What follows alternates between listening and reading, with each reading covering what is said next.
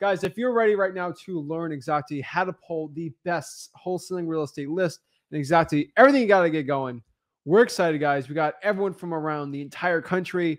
Heck, we got the whole world, right? We got people from Africa, Asia, Europe, basically every continent except for Antarctica, which will be coming soon, hopefully. But everywhere is here to learn real estate wholesaling. We're excited, guys. So the 30-day challenge, I want to make one thing clear. Some people have been DMing me. We're not giving away one $10,000 prize of cash. We are giving $10,000 worth of prizes out to everyone. Cumulative. Yeah, I feel like I'd want to bless more than one person. I feel like. But guys, remember, the end prize is your success in wholesaling, getting that check, validating what you believe in, and then doing it over and over again. Because remember, we're here to teach you how to fish. I'm not catching the fish for you. And once you do it, you can repeat the cycle over and over. I've been doing it for 20 years. And I said, we're removing the barriers, the secrets, getting into your pocketbook to teach you wholesaling, and just showing you the fastest method to get deals done. So here it is, guys. Without further ado, let's break down exactly how to pull government lists for the best profit and success in wholesaling real estate. So these are the top 3 lists you got to be pulling now. So let's break it down. So let's just kind of break this down from a macro perspective and kind of get in the nitty gritty with it. So we're teaching you guys exactly today how to pull and wholesale government lists for massive assignment fees. Tell me there's a lot of deals to be done with these type of lists that your competition is not doing because they listen to dirty, stinking gurus all day. So we're going to break down exactly how to pull these free lists so you can make massive profits. So by the way, I think you coin phrased the word government lists. Yeah, well, no one's ever talked about it. So whatever we coined it as, we're going to do. Yeah. Generally, we've just been doing it forever. You call it the code violation list, but here's the problem. No one ever done government lists because they're like, how can we sell this and make money off of everyone, right? And no one's creative enough that they don't want to give everything up for free. So we had to go coin the phrase. It's crazy that a 22-year-old kid had to do it. Yeah. And we were just crazy wholesalers out of Port St. Lucie had to coin this because no one else wanted to talk about it. So everyone hears the word government list thrown out. Like, what is a government list? A government list. You know what? You can sell a course called the government list. I don't care. Gurus, go ahead with it. I just want people to know it. I don't take responsibility for it. Just don't copyright it. But a government list, because you know how my crazy brain works. I'm like, well, I feel like government list. It's literally a list you get from the government. I don't know what else to say. It's derived from the government. If it's from the county or the city level or even federally, I assume that would define what a government list is, correct? Yeah. The reason why we call it government list is because I want it to be separate than like a list polling, like a listrei.com list, a batch lead list, zachdata.com list. It's a government, like you don't have to use a software. You don't use anything. It's just, you just go grab it, right? So a government list technically is a free lead list, a potential collection of sellers and homeowners who just have a motivating factor that might lead to them wanting to sell the property for a deep discount. It's not a list of magical motivated sellers. It's not a list of everyone that wants to sell for like a crazy thing. It is literally a list of people who potentially could sell their house for a deep discount that's higher than average. So for example, if I cold call like the tax roll list of every single homeowner in, let's say, the county, right? Mm-hmm. What's the percentage that those people want to sell for a deep discount? Like probably less than 1%, like probably a quarter of a percent, right? Correct. And that's great because when I call like a motivated seller, like a code violation list, it's still less than 10%. So if I cold call every homeowner in a county, it's going to be less than 1%. So when I cold call, I'm not cold calling that. That's a terrible. I'm going to waste money, time, skip tracing everything. A lot of time. So I want to go kind of niche it down a little where when I cold call a list, when I spend $2,000 on this list, I want to have like a 5% success rate versus a quarter of a percent. And that's the point of government lists. We're finding leads that maybe 5-10% accurate of where we can get a deal. Just on average, like if I pull 400 drawing for dollars leads, which isn't a government list, FYI, drawing for dollars is not a government list. We can use code violation, but we'll talk about it a little later. We usually have to call 400 of those leads to get a deal. That's less than 1%. That's a quarter of 1%. So just imagine, because most people got to cold call 3,000 leads to get a deal. That's 1 out of 3,000. So just understand, guys, not everyone is perfect on this, but it gives us the best chance of getting the deal. So these are code violations, probates. We're going to break down what they all are. Most wholesalers, I'm just going to be completely honest with you. Be mad at me all you want. Most wholesalers are too lazy to go after these leads. I'm telling you right now, most wholesalers, they refuse to go get these leads. It's too much work. They don't want to deal with it, right? They just refuse to go after these leads. So let me break down really quick, the types of government lists and how to actually pull them, because there's many types of government lists out here. There's amazing ones out here, but I'm telling you right now, the types of government lists, there's a lot of them. There's a million ways to make $1 million in real estate wholesaling, right? But we're going to break down basically all of them. I'm not here to tell you which ones to pull, which I'll show you which ones to pull, but you shouldn't be pulling every single one willy-nilly. You should understand them. So let's kind of break it down. So number one, code violation. What is a code violation, right? OG, it's probably one of my favorite ones. What is a code violation? A code violation is basically when code enforcement puts a violation or a fine on a property for being against civil code with properties. There's civil codes in everyone's city, county of maintaining your grass, right? Having structural safety, making sure there's no mold or mildew on the outside of the property. The windows aren't open, right? There's just standard civil code. It's all boring stuff. But when you're against that, you're going to have problems. So for example here, code enforcement, which you can call your neighborhood services, whatever, they can levy a $10 to $50 a day fine until that issue is resolved. So for example here, it's insane, but these can rack up tens of thousands of dollars of fines. Now you can negotiate them down, but just understand that if you have tall grass and you just don't decide to mow it, it's like $20 a day. And for a year, that's a lot of money, right? Let me expand on this. So another technique they use is, say you get the grass mowed. So say it's a little old lady and it's in a property, maybe where her husband died and she moved out and she's still deciding what to do with the property. She got a notice and she mowed the lawn. Okay. It's her job, not the city's, her job to contact the city code violation department to come out and reinspect it. Do you know if they don't contact them, they just impose the fine, they put a lien on the property and it racks up. Now, luckily, a lot of them max out at 10 to 20 or even 30K. Some don't. But a lot of these there's a lot of, they put everything back on the homeowner to resolve it. So it's not automatic. Second thing, understanding code violations is set for each part of a city. So those of you that live in a nice HOA, they'll pick you apart on the color of your fence because it's not the correct bronze type. We're not talking about those type. When we get into lower, below the median price average homes, is most of the codes written that to keep the property safe. So when these properties go out of compliance, meaning the grass is 5 feet tall, there's a giant hole in the roof, there's animals running wild, the windows are boarded up, they're pretty big violations because the city knows they're lower income properties and people have tough times. So when it comes on those types of code violations list, guys, that is a much higher probability. Do not mix these up with the higher end homes where they're picking your what do they call the shutter trim is. No, this is neighborhood services. You just have to be behind code. So, the wrong color is not against code, but having a structural issue. Correct. So these are really good leads because these deals, you got tall grass, someone's usually not maintaining it. So it's like drawing for dollars. So code violation, usually two ways: either code enforcement drives around town, looks for ugly houses. Does that sound like something? Or yeah, but here's the first, number one, they're driving for dollars for you. They are legit. You're a taxpayer. You're paying this service. Might as well take them up on it, right? Take them up, and they'll drive and look for ugly houses. And guess what? You can go up to their office, say, "Hey, can I get a list of that?" Yeah. Here you go. It's mind blowing. Nobody in wholesaling talks about this because I can't sell you a course on this.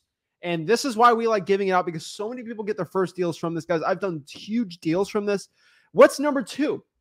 This is actually the most common way, because cities are huge. Let's do Houston, for example. Houston's massive, right? Mm-hmm. You're not going to have, there's only 5, 7, 8 employees that deal, they're not going to get all of Houston in a year. The number one way code violations are done is through self-reporting. Now, there's another name for it. We're not going to use that name here, but like, You mean the neighbors? it's the neighbors, and they're just tattletale. Nosy neighbors. You know that person in elementary school that's tattletale. Oh my gosh, we hate it. The worst is like, you're getting ready to leave school, and the one guy or gal's like, you forgot to assign us homework, and you like, oh my gosh. But that's who these people are. So for example, I'm living in my house. I'm 84 years old and I do nothing all day. I watch my political commentary news show, and that's all I do all day, right? Guess what?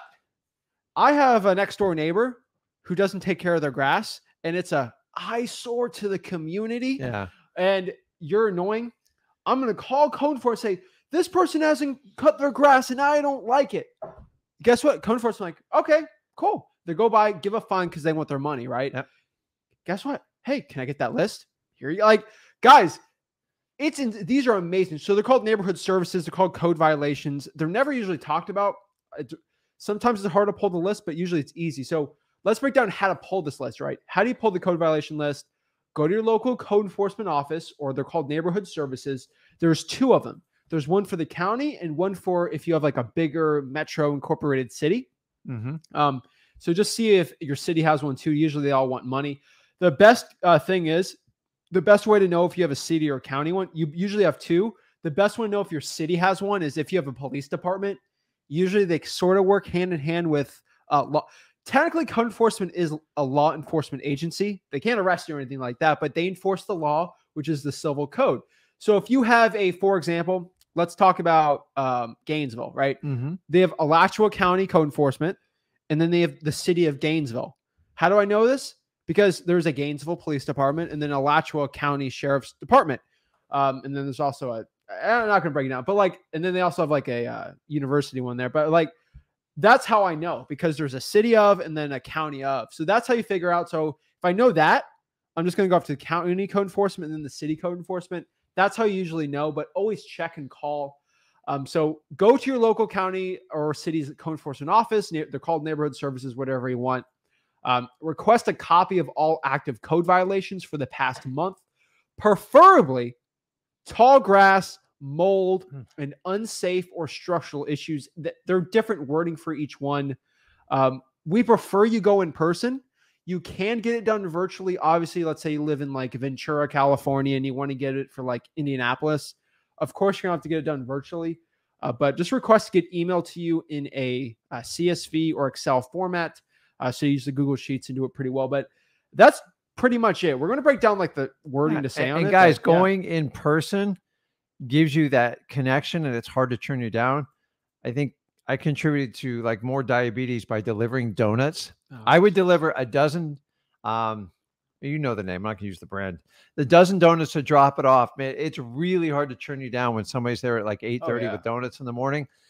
It's a little bit different now on that, but I'm just telling you, if you kill them with kindness, they are real people with families. They're just doing their job. They're told not to give the information out easily. To do that. So, and number two, as far as like the different codes for like once tall grass structure, once you figure it out, you can either, a lot of times you can go on the county site and figure out what the codes are. You ask them. When I started out, I got a cheat sheet of the codes. So if I saw an 0764, I knew it was high grass. And then we would filter our sheets based on it. Yeah, like the ones you don't want to go after is they'll issue a code violation for a car parked in the driveway without a tag. That's not going to really tell you any signs of motivation. So no, there's other like bad ones too. Like there's ones, when you get the list, you got to do some due diligence on it, research it. There's code violations for commercial real estate. You don't want to deal with those because that's usually like a Walmart or something. You got to look at the property and see if they're, and look up the owner and all this stuff. But like just getting the list, it'll say violation type. It'll say 076789. You're just gonna have to go in person. That's why I tell you, and just work with these people. They're very nice. I'm telling you. Some of them are a little rude, but you just keep being nicer and nicer. It'll do it. But yeah, Rick with the bribery donuts. We're not going to break that down, but it's not bribe. It's just a gift. Like I don't expect anything in return other than the list. Go a couple more times. But like, for example, like you keep getting the list and it's Christmas time. How much is a dozen donuts these days? They used to be like $3.79. But guys, so FYI, like, don't give donuts every time, but like, you get like 2 in a row and you have to keep going in person. Get them like some Christmas cookies just for like holiday spirit. And you get in trouble with gift cards. Don't do gift cards. No, but like, just be nice. And guess what? You start having a local relationship with these people. And guess what? They're like, you know what? I'm sick of just printing this. Can I just email it to you? Yeah. Okay, sure. For 5 years, I got the code violations for all of, well, I'm not going to say don't break it down. Don't say it. But like, you build those relationships. It's worth it. Okay. So just FYI. And we have VAs that work with us on it too. But like, that's how you pull that list. Nothing beats in person, guys. No. So let's kind of break down all these, like the donuts, things like this works for mostly all these lists because you're dealing with governments. And don't eat too many of the donuts yourself. Oh, geez. All right. So water shutoff list. This is the next one, right? This is a list of all houses that aren't getting the water service to the property, or they're shut off due to non-payment, or no one's living in the house. Just to understand, guys, like FYI, for everyone to understand this, I've gone camping many times with you with no running water in the tents. That's fun. On islands. It's a great experience. You don't usually like live. It's not a fun thing to live in. 1 or 2 days is fine. Once you get like day 4 or 5, you're like, I wish I had running water. So just imagine trying to live in a house without running water. Probably no one's usually living in there. It's disgusting. I mean, we're approaching the summer. Oh gosh, that's not good. Especially the electricity's not on. You got to flush that sucker. Yeah. So just FYI, mold starts going everywhere because of the humidity here in Florida. So water shutoffs are a very motivated list. Very, very motivated. So how do we pull the water shutoff list, right? So you go to your local counties or cities, whatever one. You got to go to the public. Do you see how this is highlighted yellow underlined? Mm-hmm. Not the private utility company. Yeah, they don't share that. They don't share. It's a private corporation, okay? The public utility department, and request a list of all properties that are shut off and the ones that are shut off due to non-payment, right? Yeah. You have to explain. They're like, who are you? What do you want? I have the line right here. I'm a private tax-paying citizen doing independent research. What are you doing? I'm a private tax-paying citizen doing independent research. Can I please get this list? But what do you want the list for? Independent research. You just have to say that line, because the worst thing I've seen with wholesalers, I'm a real estate investor and I provide cash solutions. So if you can give me the list so I can provide a cash solution to these people. No, I don't care how in the legal right you are. They're government employees. They're just not going to give it to you. Okay. So private tax-paying citizen doing independent research. Now that's the second best. The best one is if you're young enough like me. If you're usually under 26, you can kind of get away. You're 28, 29. But not my age. No, but like, hey, I'm doing this for a school project. Yeah. And you can say you're in college. There's people, if you're up to age of 30, or even if you're 40 or 50, you get away with the school research on any of them. But you can do you can be an online college, right? I'm not telling you to make up a research thing, but like, you're doing. We should make up our own college. You're doing a school research project for this school. Now we're not accredited university or anything, but like, you're a student of us, so you're doing a school project technically. Like flip the frick university. We're not going to break that down, but like, we're not accredited university and like that. Just the school of wholesaling, right? So hey, you're doing a school project technically, right? And if you say that, you get a lot more leeway, right? Because it sounds weird questioning somebody for school projects. Yeah. And technically, hey, you could, getting it from my kid's school research project, like, hey, what zip codes are having the most water shutoffs? Is this due to income or the panoramic? You can really get away with a lot here. Do it with what you're comfortable. Yeah. Like if you're my age, don't go in there and say I'm doing a school research project. You do it for your kid's school research project. I've never heard of that one. I've never heard of that. Ryan is it. Listen. Thanks, Ryan. It's not a lie. If you believe it, it's not a lie. So do a little bit of research when you get home with your kid. And I guess it's true. But the reason you do it is you don't want them to judge you. The reality is they're trying to prevent third-party services from coming in and selling that data. Because think about it. If they do that, then we're all going to get the same data and we're going to have to pay for it. So I kind of get why they're doing it. Don't sell the data. It's yours. Don't sell the data, guys. That's the lowest form of earning money in real estate. The money's in the real estate, not the data. But you need the data to get to real estate to get to the money. Exactly. So that's how you actually pull the water shutoff list, guys. Works really well. Amazing one. So fire damage properties. What is a fire damage property, right? Well, basically a fire damage property is a list of all houses that got called on due to a fire, right? And the fire department goes out to that house, right? So you don't want every house that went that, burning down all of them, but like you want to go ones where the fire department got called on the house because maybe it's just a little tiny fire. Those are really good deals too, right? And they're perfect. So I'm just FYI for you guys. So how do you pull this list, right? So basically you go to the local firehouse or fire department. They're all a little different, the way they all work out. Donuts work here too. Yeah, donuts do work, but that's for another list, That's for the and a request. Basically, you're going to request a list of all houses that got calls on the past month, right? Explain you're a private tax-paying citizen, doing independent research. You guys know the line, and usually it's harder to get this list, but that's a really good list to be going after. Just be going after. Now, this is kind of the donut one, right? The arrest record list. This is a list of all arrests for your county or city. Yeah, but you don't have to go see a cop to get it. So you can go to the sheriff's office if you have to. Like, it's kind of hard to pull it, but like, guys, you're not getting arrested for getting I'm telling you, you're not going to get arrested for asking for the arrest record list. Like, you're not breaking the law. Yeah. I'm not a lawyer or anything, but like, you're not doing anything illegal. You're just doing research because, like, it's public data, guys. So you don't really have to grovel for this one. Yeah. I mean, how do you pull the arrest record list? Find it online from the sheriff's website, or you can request the list in person at the sheriff's office. You just get a list of all the arrest records for the past 7 to 14 days. Like, if you're doing like Las Vegas, it's a lot of arrests. So just be careful. The arrest record's kind of weird in like transitory towns. So if I'm doing like Miami, West Palm, Key West, right, Tampa, Las Vegas, a lot of these are going to be a lot of these people are going to be like, partying or whatever. So you got to be careful, right? Like, you got to make sure these people actually own real estate in the county. But it's still a really good list. It's definitely one, like, I can't say these keywords on YouTube, but like the really, really rough, tough crime, I'm not going to call those people, right? Like, you guys know what the ones I'm talking about. If you're going to jail for more than 15 years, probably not a good list to be going after, but like, there's minor offenses, like, not too bad, right? Well, I'm not telling you to go in danger, but like, if somebody, did like check fraud or something, it's not a dangerous criminal. Like, these people, they get out in 5 days. Like, there's a top two. Yeah. We're not going to talk about, like, but guys, when you do your data, you'll find out there's always 2 offenses.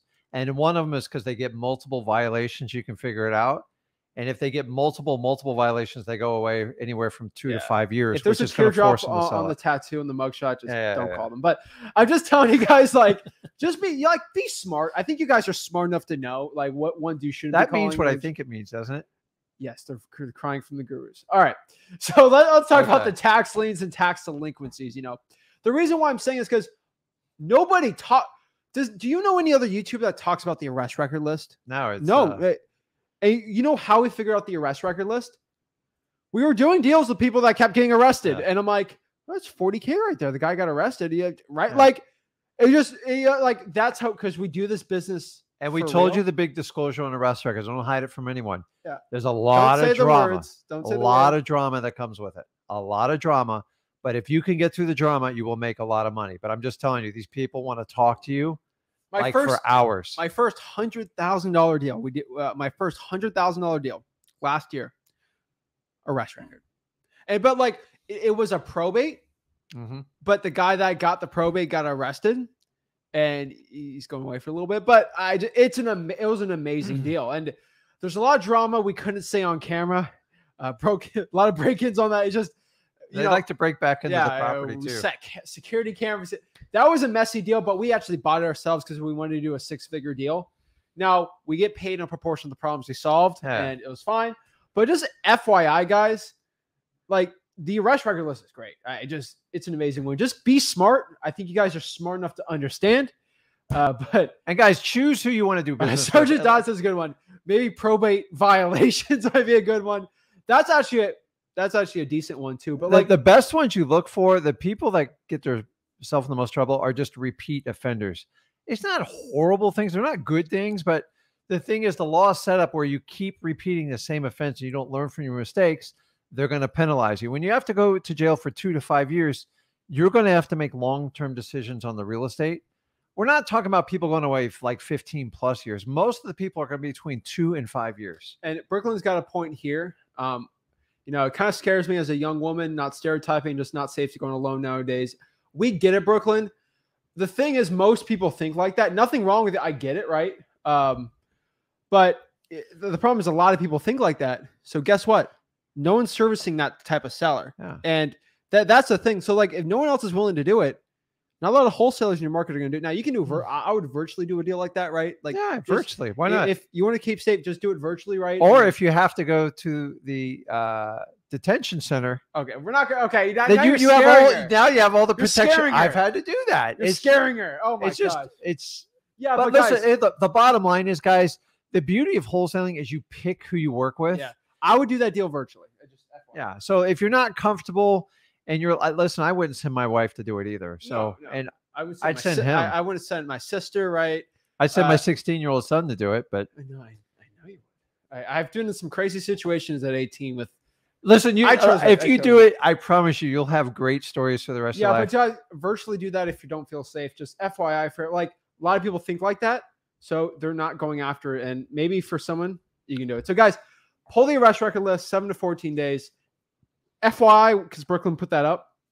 If you're going to abandoned house, don't go alone either. We've both been, we've seen surprises many of times on abandoned houses. I think I did a vlog once on Watch Me Wholesale a Crack House. That was a fun deal, but just don't go alone on those either. But guys, how to pull the arrest record list, right? So just go online, 7 to 14 days, and you got it. So let's talk about the tax liens and tax delinquencies. This is a list of all homeowners that are behind on the property tax payments for basically the past 12 months, right? Usually get a lien after 12 months, but be on a tax delinquent. They're basically the same thing. You're behind on your taxes. Mm-hmm. So you don't pay your property tax, you're going to be on this list. You know, actually, can you give the definition of it's basically a lien is a judgment on a property, right? Correct. So a tax delinquency is a list. This is a government list. It's created on a county-wide basis. And most towns fund their local tax base, you know, fire department, police department, everything based on taxes, garbage services. And so they come up with a property tax. So every town's different depending on where you live in, if you're in a tourist town or not. And so you have a tax bill. So it's typically due by the end of November. And then after that, they give you, let's see, December, January, February, March. You have till March 31st, typically on average, to pay the bill. Every month you wait, they charge you like another %. Come April, May, depending on where you live, is to fund that tax base.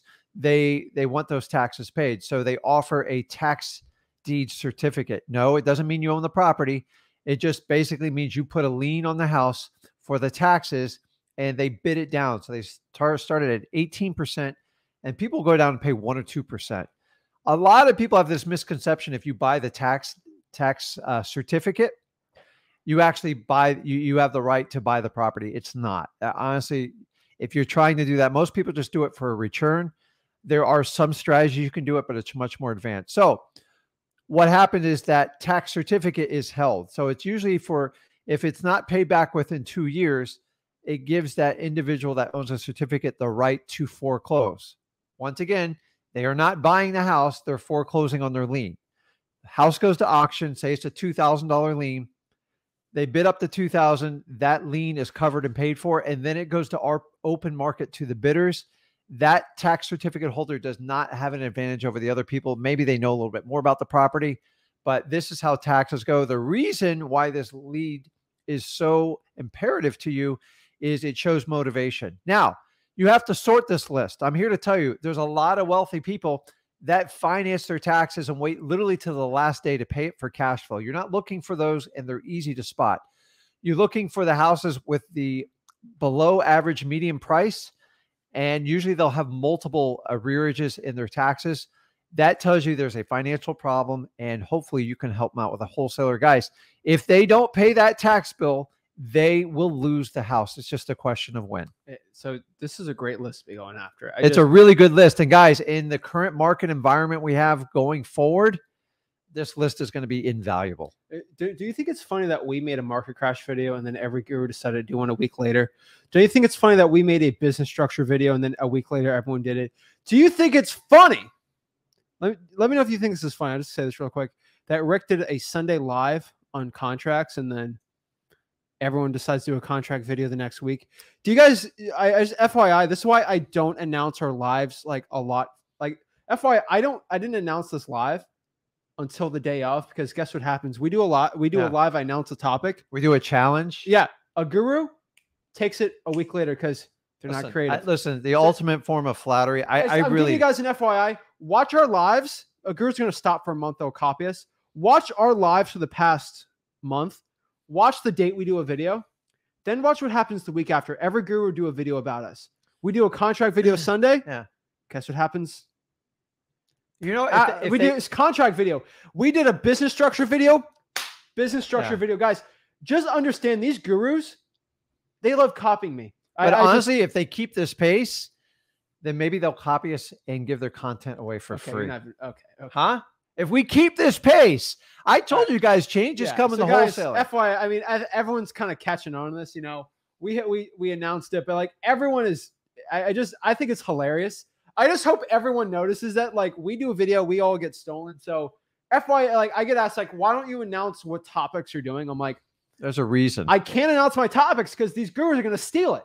Okay? Actually, we should do a month. But here's the best part: these gurus, see how they copy it. These gurus can't steal my brain. They can't steal our brain. So you can steal our topics. You're not going to steal what we come up with because y'all annoy me. But let's break down tax liens and tax delinquency. I just hope everyone does their research and gets back to me. But how do you pull these tax lien lists and tax delinquency lists?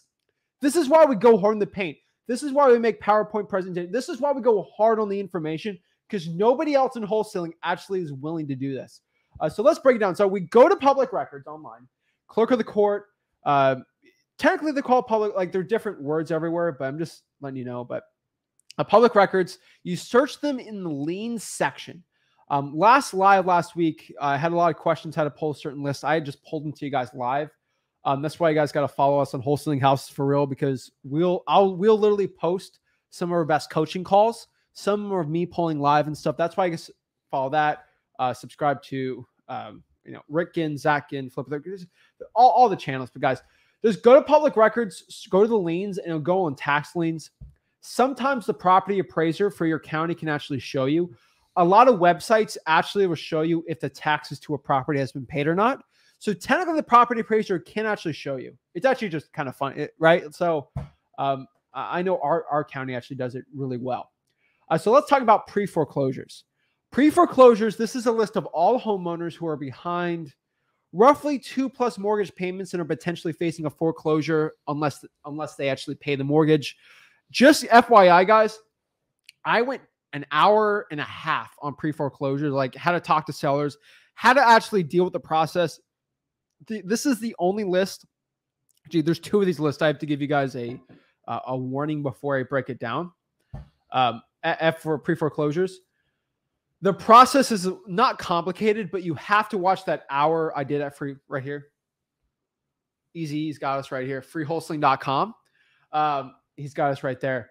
But freewholesaling.com, I went an hour and a half on pre-foreclosures. Just watch that process so you can understand it, because when you deal with a pre-foreclosure seller, they're going to ask you questions about the pre-foreclosure process, and you have to understand how that works, because if you don't, it's going to be hard to get the deal. But they're really good deals. Massive motivation, but they're facing foreclosures. How do you pull this list? Public records, search it, go to either list pendants section or the notice of default section, or go in person and find your local county clerk of the court and ask how to find it. Can you break down what a list pendants or a notice of default is for the people? Well, a notice of default just basically is announcing that the borrower is not following the original terms agreed upon, which is the structured monthly payments. So banks are a business. Shocking. They want to get paid. So you can't really blame them on that. A list pendants is just a fancy legal word. I never understood. Like, honestly, I couldn't spell it for probably the first 5 years I did wholesaling. Just like I thought quit claim was quick claim. It's actually quit. QUIT. It's just like taking things for granted. We should have a whole show on this. Like, it's like, I tell you, I had a different name for ARV. I know you did. I know. It was just like, so you ever find out something when you get older, like, really, that's what it, like, that's how you spell it. Anyways, List pendants is nothing more than the formal announcement of a lawsuit against the borrower. So the mortgagor, which is the bank, can recoup their investment.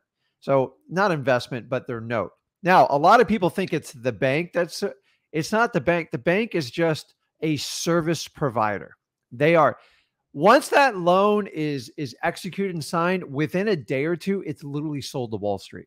And it's packaged up, winds up in the Fannie and the Freddie, depending on what it is. Most of the properties we deal with wind up in that. So what happens is these banks, they want to service millions and millions of mortgages. They make money when they issue the mortgage, and then they make money servicing it. So you think banks are in the business of trying to resolve issues? They're not. They're actually going to make it much more complicated. So a list pendants basically means they've hired a lawyer, they've retained services, and then banks use one lawyer to try to pull thousands of mortgages all in one shot to get it done cheaper, and then they charge their Wall Street clients a lot more money, and that's it. If you can catch somebody in pre-foreclosure and they'll work with you, you have options. So let me give you an example. I was working with somebody who recently submitted a deal. Somebody passed away. The property needs a probate. It's been 2 years since they paid on it. If we just got this property 6 months or even a year ago, it would have been a phenomenal deal. Not their fault. They just started wholesaling. But the sooner you can catch them in any stage of foreclosure, the better off. Why? 24 payments. If it's $1,000 a month, that's $24,000. Guys, I don't want you to make up $24,000 payments. Also, if you catch it early, you have the ability to do a creative financing deal. Maybe you catch up 2 or 3 payments, and that winds up being your hard money, which converts to soft money, and you'll make more money in your pocket. How do I learn creative financing? How much do I have to pay you? I just teach it for free. So I learned it through wholesaling. It's straightforward. Freewholesaling.com, learn creative financing. I ain't gonna charge creative you financing is just anything you don't do like traditionally, but the opportunity has to be there. You can't create. So guys, just think about this. The earlier you catch something in pre-foreclosures, the more options you have to make money. When it gets way in arrears, the attorney's fees rack up, the bank fees rack up, and then it gets close to auction, it becomes very difficult, and it's a huge financial risk to do it because they owe so much against the property. Yeah, so in freewholesaling.com, we have the bonus section. We're doing more and more content on creative financing in the future. We recorded some really good video. You recorded, which we're recently working on. You're basically going over the entire scripts for subject to, like, you went really hard in the paint on it. Yeah. So you just have to have really good conversations. Big creative finance stuff in the future. We're working on it all summer. Q3, Q4, big creative financing stuff's going to be on.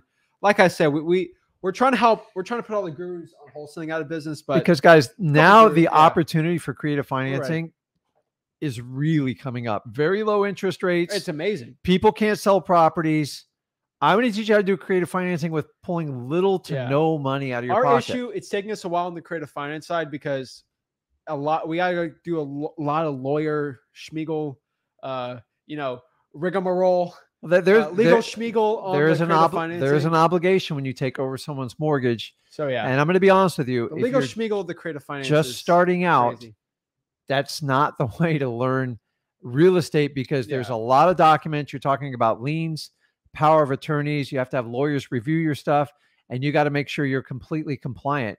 And I'm here to tell you, the banks are going to change the rules as you go along. Yeah. And taking over someone's mortgage is a responsibility. There are consequences if you do not fulfill your side of it. And you have to understand, if you sell that deal, if that person doesn't pay, you're going to be named in that lawsuit. So we like to be responsible about it, but I like to do creative financing when you make cash flow from day one.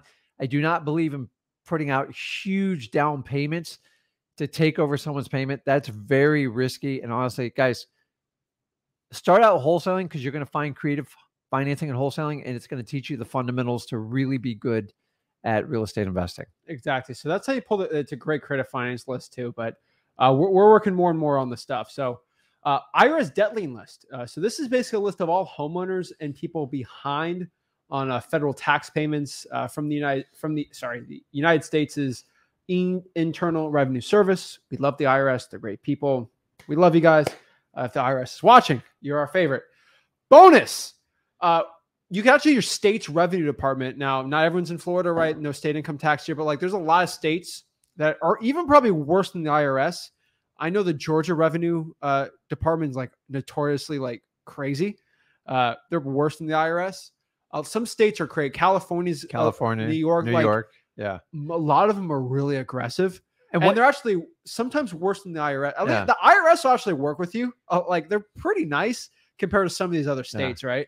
So outside of like child support, like in alimony liens, like one of the biggest one we see is like sales tax. So there's a lot of people in my state that open up businesses, and guess what? When times get tough, they start pocketing the sales tax money. Eventually, the state of Florida comes after them. Never do that. And they will put a lien on you. And there's like, they will tie it to your house personally and everything. It's as powerful as like an IRS lien, but they're very, very common. People get in trouble when they stop paying taxes. Just the regular Joe Schmo, like income tax for the state. That's where you get a lot of really good liens. So like, Georgia, some good states for it. But how do you pull the list? Just go to public records online, search it, go to the lien section. Usually you just go in person, the local county, just click at the court and find it. Usually it doesn't say IRS debt. There's no IRS debt lien list like thing on there, right? A little harder to pull. All you really got to do is just make sure that one of the parties in the lien is the Internal Revenue Service or like the state revenue, the Alabama Revenue Department or whatever. Just have them as one of the parties, and then you can find it. Very similar to the credit card debt lien list, which I'm going to pop this up for you guys. Did you show me this today? I saw something today. It kind of blew my mind when I was actually doing some research on exactly how to do this. Let me pop this up. Credit card debts. I'm trying to find. It's big. Here it is. I don't want to get anything, but so May 10th. But credit card debt lien list is basically a list of people behind on their credit card debt. We're going to make sure that person who is in debt on the credit cards actually owns a house. There's another article from Yahoo, but this is from CNBC. I feel like meet Kevin over here, but like consumer credit card debt is basically, and the percentage rates, and the interest rates are rising. So the credit card rates are rising. This isn't the article per se, but I know you've been talking about, a lot of people have been talking about the amount of credit card debt is just growing like crazy. The federal funds rate is rising. There's going to be more and more credit card debt in the future, and that's just going to straddle a lot more people. Interest rates are going up. More people are taking out more loans, and rates are going out. Not mortgage, because mortgages are actually down, 22 years?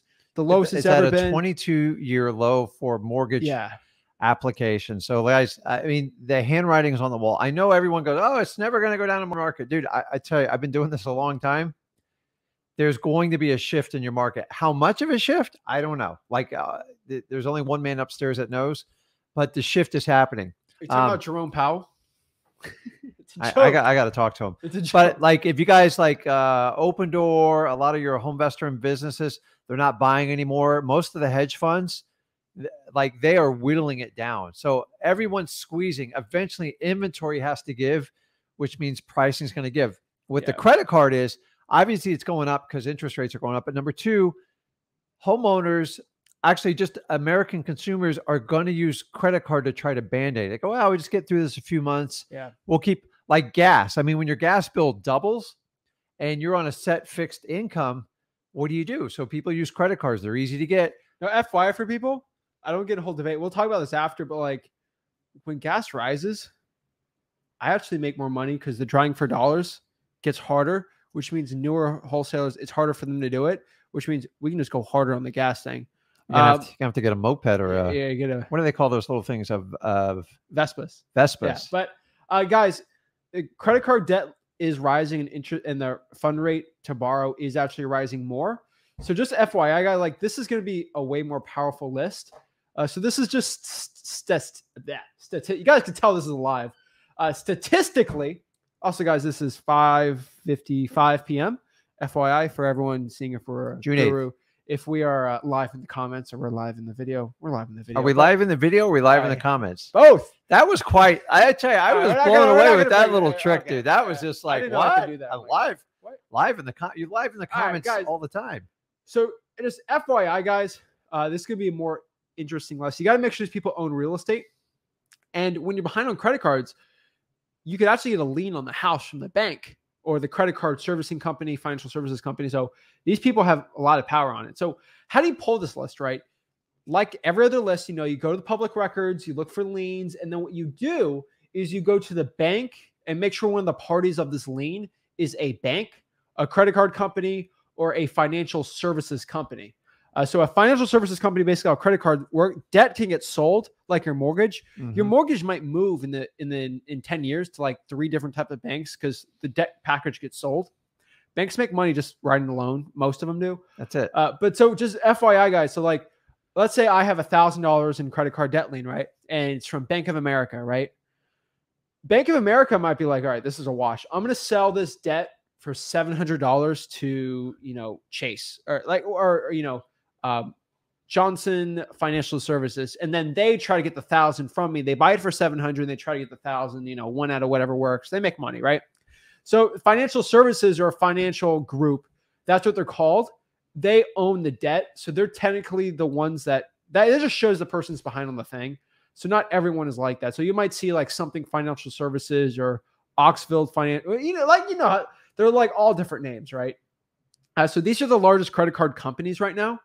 So basically the ones that issue the most credit cards. So just around the country, Amex, American Express, Bank of America, Barclays, Capital One, Chase, Citi, Discover, Synchrony Bank, US Bank, and Wells Fargo.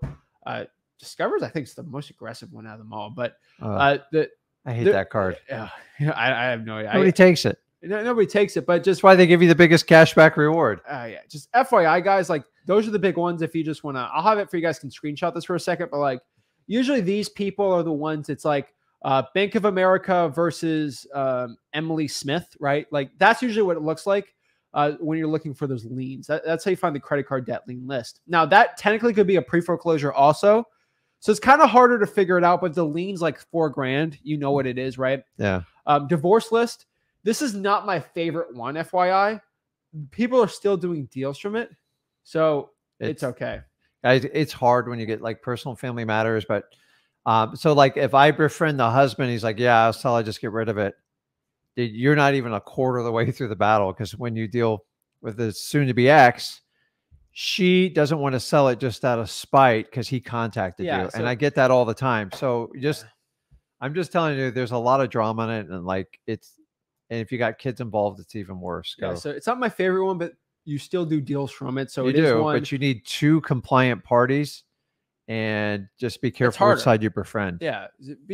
Try to get both of them right. So go to public records online, search and find it in the divorce section. Usually it's on there. Go in person to your local county if you need help finding it. Confirm that the parties getting the divorce own real estate. Statistically, I did the math when making this out today. 36% of Americans rent property. So most of these people do own real estate, but there's still a big portion that you just got to do it. Yeah, it's all dramatic, but a ton of deals to be made there. So FYI, your favorite probates, right? Yeah. A probate is basically a list of court records of the process that deals with a deceased person's will, estate, property, private property, how the will and testament goes. Basically, what you got to understand with probates is somebody passes away. There's a court process to see who gets the house and stuff. You just want to contact the heirs because a lot of them don't want to deal with the house. A lot of them just been sitting there and they're great wholesaling deals. Yeah. And so the purpose of the court is so they can transact and transfer the deed because someone who's passed away obviously can't sign, at least legally. Yeah. Okay. And so how do you pull this? Go to public records online, search it and find it in the probate section. And go in person, go to your local county, go to the court if you need help finding this. It's pretty simple to do. The more and more I do it, the easier it is online for like everyone around the country. Confirm that the deceased person owned real estate, and then go to the property appraiser's website to make sure. And it's an amazing list. FYI, you got to understand the probate process. Freewholesaling.com, bottom right hand. Obviously, we got you there. Yeah. Now, this comes back to the biggest question. Now, I left out a couple government lists, FYI. We're not biggest fans of alimony payments or child support, those are really like child support ones are just tough, like very, very tough because they get paid first. And usually the child support is bigger than the value of the house. Yeah, They're we've just, seen those. yeah, I'm not telling people to go after that one. Alimony is another weird one, right? Because it's technically not like a debt type thing. Like it's every month. So like those are other government lists, but like we don't prefer them. Just FYI for everyone. So here's the biggest question, what if the person, the government official that I'm trying to get the list at, what if they don't want to give you the list, right? That's a big concern. And I get it, right? Good. Like FYI, like that's great. If they say no, that's good. That means it's harder to obtain this list and less wholesalers can actually go after it, just FYI for it. So guys, if you're complaining how difficult it is to get a list, you kind of want to celebrate it because that's going to prevent anyone else trying to go through the effort. So that's why we teach you how to be persistent. So the easiest way to beat resistance is just be persistent. And it's not like being negative about it. It's just like being nice and say, listen, I'm not going anywhere. I'll do whatever you want me to do to get the list. And you just keep going at it. Remember, if you can overcome people's objections at least 2 times in a row, most people will cave. It's statistically proven. So when they shoot you down the first time and your natural ability was to walk away, I need you to be persistent and it will change the outcome of the event. Hands down, guys. Just FYI for that one. Explain again, you're a private tax-paying citizen doing independent research. Request to speak to the manager. Can I speak to the manager? It actually works a lot because, the person you're asking in the front usually doesn't understand that you have to get the list out, that they're newer government employees. They don't get it. It's fine. Speak to the higher ups, even the city attorney if you have to. You won't get in trouble. It's free. Don't worry. They do it just to scare you. And worst case scenario, you just file a FOIA request. It's all on freewholesaling.com. But don't do that until you've exhausted every other option. That's the last option on here. That's FYI. your whip. That's your whipping stick. Yeah. So the question is, how do you market to these type of lists, right? Remember, guys, there's free and paid marketing channels to these types of lists. So what are the free channels for government lists, right? There's cold calling. There is Facebook messaging. So you just Facebook message the owner. It actually works really well. It's free. Text messaging, if you want to use Google Voice, if it's less, not the craziest one in the world, but does work. Door knocking, not my favorite, but cold email blasting on Gmail. If you don't have a lot of like emails to send out, you can get them truepeoplesearch.com. Actually get their emails pretty well in there. Pretty good. So what are the paid marketing channels? These are like listrei.com, zachdata.com. You kind of have to use some paid services. You don't have to, but like reverse drawing for dollars, technically it's gas money, sticky notes, whatever. I'm not saying using direct mail too much, but you can use it if you want. But paid marketing channels, reverse drawing for dollars, probably gonna be my favorite one if you have to pay for it. Direct mail obviously is one. Letters with probates, Rick's free probate letter guide is in freewholesaling.com. SMS text blasting, that worked pretty well too. But those are really the paid marketing channels or lists per se. But overall, guys, that is how you do government lists. It took about an hour to break that down, but I feel like we really went into it in detail. Go to Wholesaling House for the Facebook group, and then we have a YouTube channel on it. I have some videos on there from there. Rick Ginn does a lot of probates on his channel. And guys, we sent an email out today just showing everyone, like, we have 4 channels. Subscribe to all of them, FYI, because there's exclusive stuff on all of them. We're trying to kind of make a lot more stuff on there. So let me break down some questions really quick.